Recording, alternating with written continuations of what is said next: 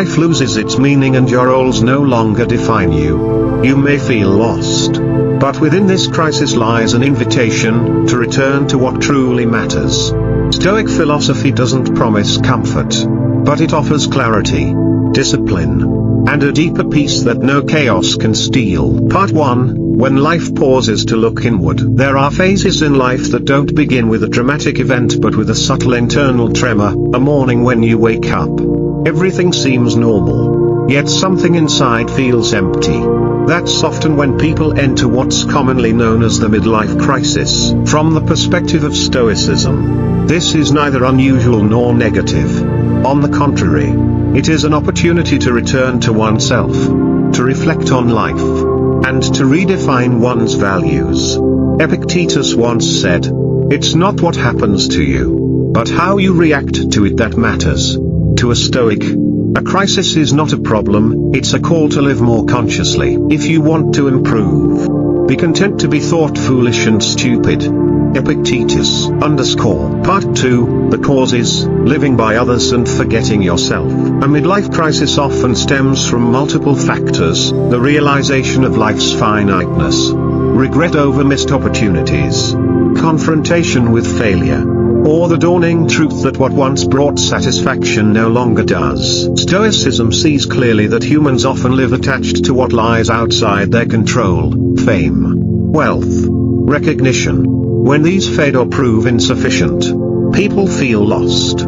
But the Stoic focuses on the one thing always within reach: inner character, personal choice, and how one responds. We suffer more often in imagination than in reality. Marcus Aurelius _ Part 3. The symptoms, when the outside world no longer masks inner disturbance. The signs of a midlife crisis vary, some fall silent, others change suddenly.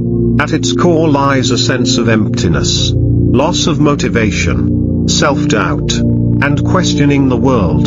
External success no longer fills the internal void. In Stoicism, emotions themselves are not the threat, it's letting them rule over reason that is. A Stoic observes sadness and confusion but doesn't let them define the self. They don't avoid crisis, they use it to distill what truly matters. You have power over your mind, not outside events. Realize this, and you will find strength. Marcus Aurelius _ Part 4. Gender, culture, and class, universality with personal differences. A middle-aged woman may feel grief over aging or her children leaving home. A man may feel undervalued or surpassed by youth. But according to Stoicism, circumstances are merely settings, what matters is how we respond to them. The Stoic does not blame circumstance. Wisdom lies not in being male or female, rich or poor, east or west, but in using reason to live fully within the context we have. Wealth consists not in having great possessions, but in having few wants. Seneca _ Part 5. Overcoming, returning to what you can control. The Stoic doesn't try to avoid the midlife crisis. They face it head-on, recognizing it as part of nature.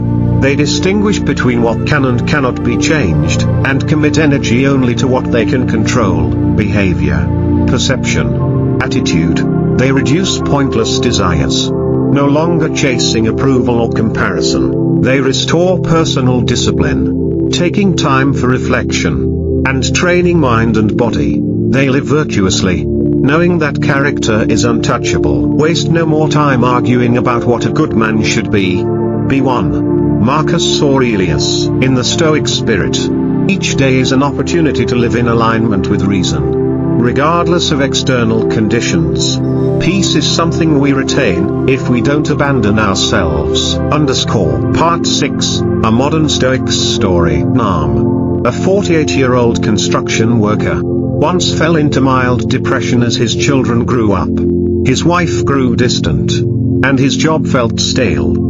He didn't know why he existed. Instead of running from this feeling, he turned to classic philosophy, and discovered Stoicism. He began journaling each morning, reflecting on the words of Marcus Aurelius, practicing meditation, spending less, and focusing on living ethically and being truly present. He didn't quit his job, divorce, or seek external salvation. Yet in that quiet space, he rediscovered himself, and emerged from crisis with calm and clarity. Part 7, Conclusion. Crisis is not the abyss, but a gateway to freedom. Viewed through conventional eyes, a midlife crisis signals decline. But under the light of Stoicism, it becomes a necessary transformation, from unconscious living to deliberate existence. We cannot hold on to youth, titles, or fame, but we can always retain reason, self-control, and moral character.